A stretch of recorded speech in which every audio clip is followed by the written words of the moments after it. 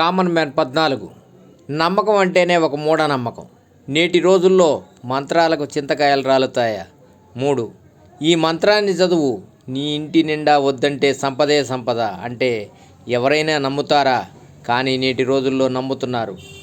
పోయేదేముంది, ఆ మాత్రం చదివితే పోలా అని అనుకుంటారే కానీ కష్టాన్ని నమ్ముకొని పనిచేసేవాళ్ళు నేటి రోజుల్లో తగ్గిపోయారు. 4. మీరు నమ్మండి, నమ్మకపోండి, ఈ మంత్రం చదివితే రాత్రికి రాత్రే కోటీశ్వరులు అవుతున్నారు అంటే చాలు.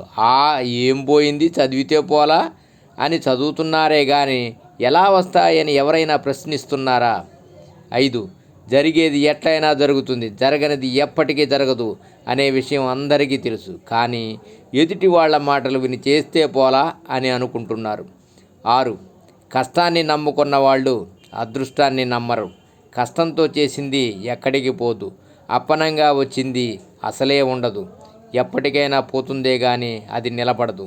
సర్వే జనా సుఖినో భవంతు. ఓం నమః శివాయ.